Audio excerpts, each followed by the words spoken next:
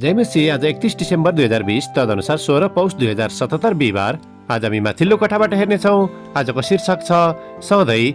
आज हामी परमेश्वरको वचन यहोशू 4को 1 देखि 7 सम्म पाठ गर्नेछौँ। जब सबै मानिसहरू पारी तरिसके तब परमप्रभुले यहोशूलाई भन्नुभयो, मानिसहरूबाट 12 जना पुरुष कुलै पछि एक पुरुष गरी लिएर तिनीहरूलाई यसो भन्ने आज्ञा दे, यर्दन नदीको बीचमा पूजाहारीहरूका खुट्टाले टेकेको ठाउँबाट 12 वटा ढुङ्गाली तिमीहरूका साथमा बोकेर ल्याओ र आज राति तिमीहरू जहाँ डेरा हालेर बस्छौ त्यही राखिदेऊ।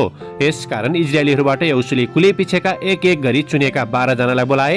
यहोशूले तिनीहरूलाई भने, तिमीहरू परमप्रभु आफ्ना परमेश्वरका सन्दुकको सामु यर्दन नदीको बीचमा जाओ र इजरायलीहरूका कुलको गन्ती अनुसार हरेकले एक वटा ढुङ्गा आफ्नो काँधमा राखेर ल्याओ। तिमीहरूका बीचमा यो एक चिन्हु रहोस् र पछि भविष्यमा तिमीहरूका छोराछोरीहरूले यी ढुङ्गाहरूको मतलब के हो भनेर सोद्धा तिमीहरूले तिनीहरूलाई यसो भन्नु, परमप्रभुका करारका सन्दुकको सामु यर्दनको पानी रोकिएको थियो, यर्दन पार गर्दा यर्दनको पानी रोकिएको थियो। यी ढुङ्गाहरू इजरायलीहरूका निम्ति सदाका स्मारकको रूपमा रहनेछन्। आमेन। लेखक मत्ती 28:20 लाई यहाँ जोड दिनुहुन्छ। मैले तिमीहरूलाई आज्ञा गरेका सबै कुरा पालन गर्न तिनीहरूलाई सिकाओ। हेर, म युगको अन्त्यसम्म सधैँ तिमीहरूका साथमा छु। आमेन। लेखक आफ्नो अनुभव र विचारलाई यहाँ यसरी प्रस्तुत गर्नुहुन्छ।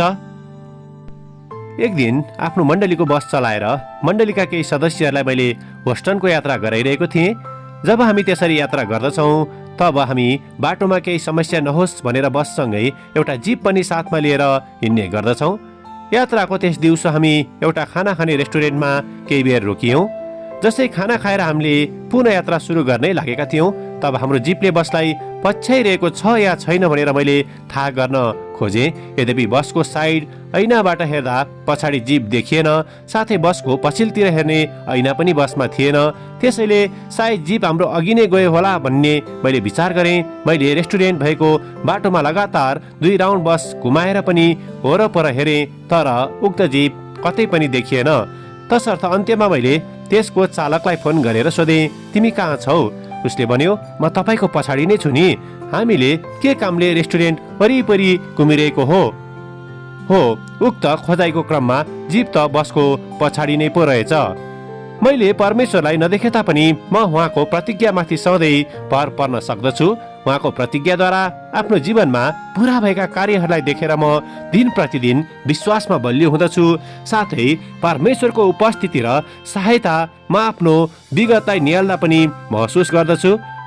निश्चय नै कहिलेकाहीँ परमेश्वरको उपस्थितिलाई हामीले नदेखे तापनि उहाँको प्रतिज्ञा हामीसँग सधैँ रहँदछ भन्ने कुरालाई मैले राम्ररी बुझेको छु। आमेन। आजको विचार, हालै परमेश्वरको उपस्थितिलाई मैले कहिले अनुभव गरेको छु त? प्रार्थना। सर्वव्यापी परमेश्वर, हाम्रो साथ सधैँ हुने प्रतिज्ञा गर्नुभएको निम्ति धन्यवाद। आफ्ना समस्याका घडीहरूमा हामी तपाईँको विश्वसनीयतालाई सम्झन सकौँ, येशूको नाउँमा। आमेन। आजको लेखक बब पिटरसन, टेक्सास, अमेरिका। आजको प्रार्थनाको विषय बस चालकहरूको निम्ति।